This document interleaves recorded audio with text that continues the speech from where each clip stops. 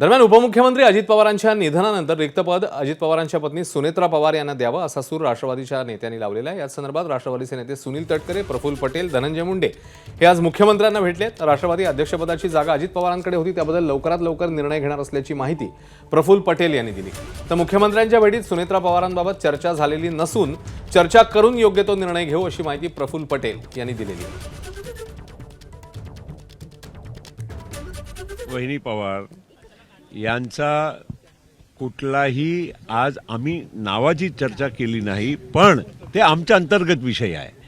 कारण राष्ट्रवादी काँग्रेस पक्षांनी कोणाला त्या जागेवर बसवायचं हे पक्षाचा निर्णय आहे। पण हे पण मी तुम्हाला सांगतो की आम्ही जनभावनेच्या सोबत आमच्या आमदारांचा भावनेच्या आणि आमची स्वतःची पण भावना आहे, असा नाही आहे। म्हणजे मी प्रफुल्ल पटेल म्हणून बोलतो आहे, कार्याध्यक्ष म्हणून बोलतो असं नाही, माझी स्वतःची पण भावना आहे की योग्य निर्णय आम्ही केला पाहिजे आणि त्या दिशेने आम्ही विचार करू।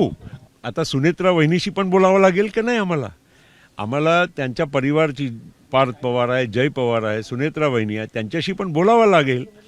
आम्ही त्यांच्याशी बोलणार आहोत, पण आजच्या दिवस किमान त्यांचा घरचे जे कार्यक्रम आहे ते आटोपून मग आम्ही त्यांच्याशी शक्य असेल तर रात्री किंवा उद्या बोलायचा प्रयत्न करू आणि लवकरात लवकर ही जागा आम्हाला भरायची आहे। आणि मी हे पण परत सांगतो की माझी पण भावना आणि आमच्या पक्षातल्या आणि जनतेची जी भावना आहे त्याच्या अनुरूपच आमच्या योग्य निर्णय होणार आहे।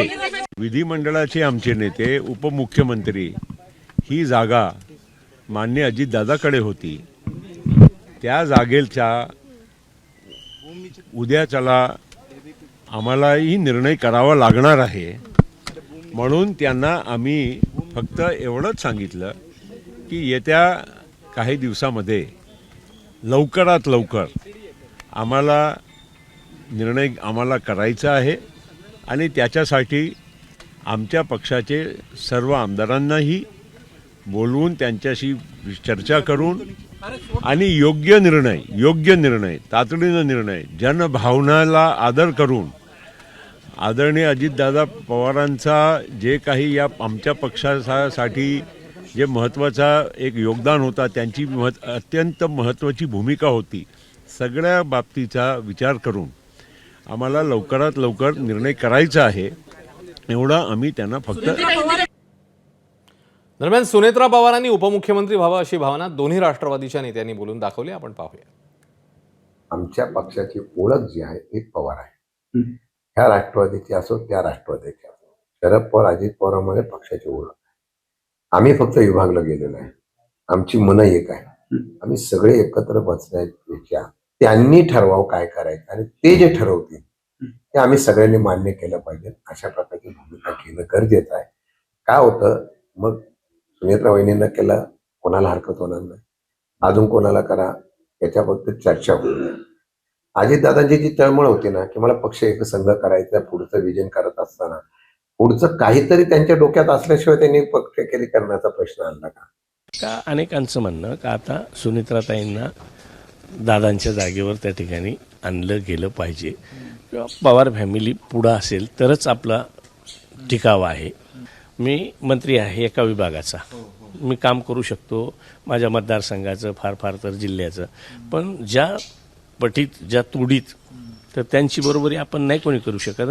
इतरही तशाच पद्धतीचे आहेत, म्हणून दादांच्या जागेवर सुनेत्राताईंना उपमुख्यमंत्री करावा अशा पद्धतीनं कालचं अनेक ठिकाणच्या चर्चा होत्या। सुनेत्रा वहिनींना उपमुख्यमंत्रीपद देण्यात यावी आणि राजकीय वारस ठरवण्याचा अधिकार हा पवार कुटुंबियांना आहे। त्यांच्यामध्ये जो निर्णय होईल तो निर्णय माझ्यासारख्या सर्व कार्यकर्त्याला मान्य असेल।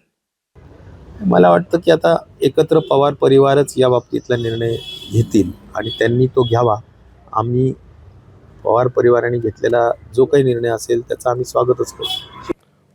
तर आमदार रोहित पवारांनी अजित पवारांबद्दल भावनिक पोस्ट केली आहे, पाहूया।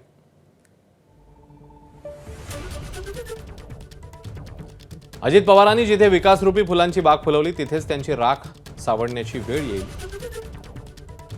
असं कधी स्वप्नातही आलं नाही, पण नियतीच्या क्रूर खेळापुढे कोणाचं काही चालत नाही. अजितदादांची ती दुर्दैवी बातमी आल्यापासून अद्यापपर्यंत डोकं सुन्न नाही. दादा काय बोलू, आज तुमची राख जमा करत असताना वाटत होतं की फिनिक्स पक्षाप्रमाणे तुम्ही या राखेतूनही अचानक त्याच रुबाबात उभं राहाल आणि नेहमीच्या खर्जातल्या आवाजात आम्हाला म्हणाल, अरे वेड्यांनो का अश्रू ढाळताय. मी तुमची गंमत करत होतो. एखाद्या संकटाला सामोरं जाण्याची तुमची किती तयारी आहे हे मॉक ड्रिल प्रमाणे चेक करत होतो. आता उठा, कामाला लागा. महाराष्ट्रासाठी, इथल्या असामान्य माणसासाठी आपल्याला खूप काम करायचं आहे. चला, उशीर नका करू. दादा तुम्ही कुठं हरवलात, तुम्हाला घट्ट मिठी मारायची.